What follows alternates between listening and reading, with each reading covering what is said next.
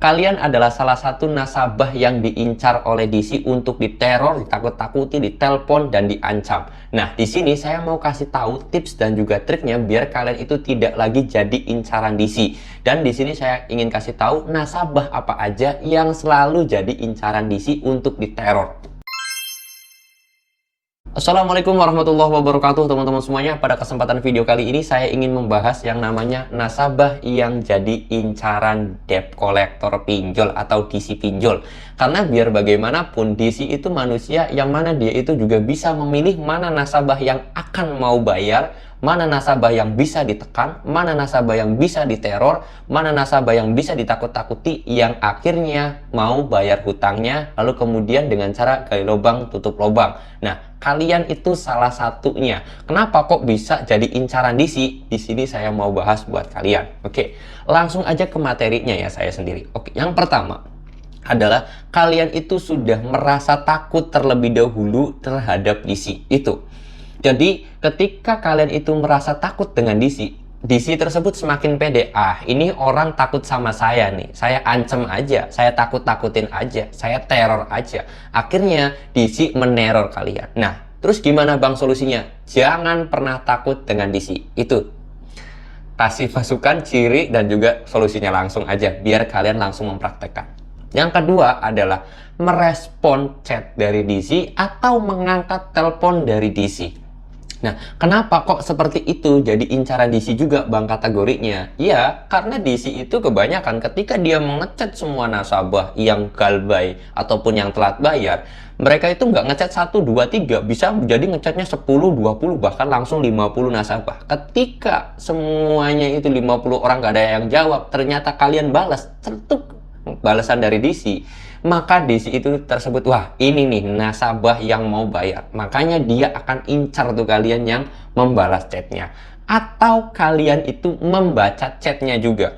Jadi ketika pesan terkirim melalui WhatsApp kan biasanya ada centang biru, DC tahu, oh ini nih nasabah yang sudah baca chat saya, akhirnya dia kirimin pesan lagi, akhirnya dia kirim pesan lagi, akhirnya dia spam kalian, akhirnya dia nakut-nakutin kalian, akhirnya dia teror kalian. Itu. Terus ada juga nasabah yang mungkin angkat telepon. Itu juga sama halnya ketika tadi membalas chat. Nah, ada DC itu nelpon semua nasabah yang galbay pinjol atau yang telat bayar itu teleponin, tapi nggak ada yang diangkat. Ketika ada yang diangkat, DC tersebut langsung melampiaskan emosinya ke kalian. Akhirnya kalian kena teror, kena ancaman, kena intimidasi dari DC tersebut, ditakut-takutin oleh DC tersebut.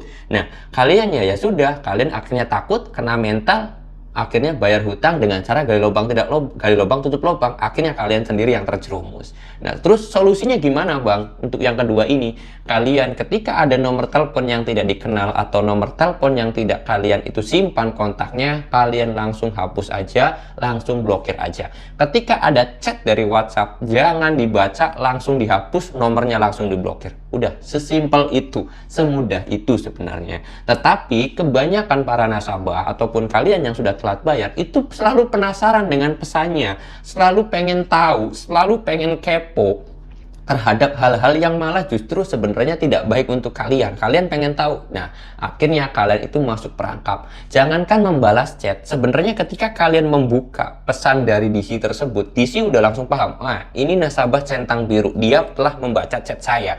Akhirnya dia kirim lagi pesan yang nakut-nakutin, diteror lah kalian, diancam lah kalian. Akhirnya kalian sendirilah yang takut dan akhirnya jadi incaran DC. Dua hal itulah. Satu, kalian itu takut terhadap DC-nya, akhirnya DC berani semena-mena. Yang kedua, kalian itu merespon DC-nya. Yang ketiga, nah kalau yang ketiga ini kebanyakan adalah mungkin dari DC-nya yang nakal, yaitu menyimpan kontak daruratnya ataupun kontak darurat kalian itu biasanya orang luar ataupun orang yang belum kalian koordinasi. Kayak contoh misalkan kalian itu kontak daruratnya suami kalian atau istri kalian yang sudah dikoordinasikan. Nanti ada DCI yang nagih ke nomor kamu, jangan respon, jangan tanggepin ya, biarin aja, kalau bisa dihapus nomornya, langsung blokir aja. Nah, itu adalah paling aman banget. Ketika ada DC yang nelpon ke kondar atau kontak darurat, ya sudah, mereka langsung hapus, langsung blokir, langsung hapus, langsung pesan. Nah, itu secara tidak langsung DC Kalau misalkan kontak daruratnya itu merespon juga, ya sudah, akhirnya ditekan juga tuh kontak daruratnya. Oleh sebab itu, usahakan juga kalian itu ke kontak darurat dikoordinasi terlebih dahulu. Kalau bisa, kontak daruratnya itu nomor kalian juga. Punya 2 nomor atau 3 nomor yang dijadikan kontak darurat biar kalian lebih aman dan juga lebih enjoy lagi. Seperti itu, agar tidak jadi incaran debt collector pinjol ya teman-teman. Oke, mudah-mudahan informasi dan juga tips dan trik dari saya ini bisa bermanfaat buat kalian. Intinya, jangan takut kepada DC biar tidak jadi incaran, biar DC itu seolah-olah semakin berani. Yang kedua, jangan pernah membalas, membuka chat atau mengangkat telepon dari nomor yang tidak dikenal, karena di situ ketika nomor 1 nggak diangkat, pakai nomor kedua tidak diangkat, pakai nomor ketiga, terus mungkin di situ bisa sampai punya 10 nomor ya teman-teman untuk meneror kalian. Yang ketiga, usahakan kontak daruratnya itu kalian koordinasi biar lebih aman dan juga lebih tenang, tidak jadi incaran DC teman-teman. Oke, mudah-mudahan itu aja yang dapat saya sampaikan, mudah-mudahan bisa bermanfaat buat kalian. Dan kalau kalian itu ada pertanyaan ataupun pengen sharing bareng, pengen apa ya kasarnya itu ya diskusi bareng, boleh kalian DM langsung aja ke Instagram saya. Link Instagram saya sudah saya sediakan di deskripsi video ini. Saya mau tutup dulu video ini dengan kata Assalamualaikum warahmatullahi wabarakatuh.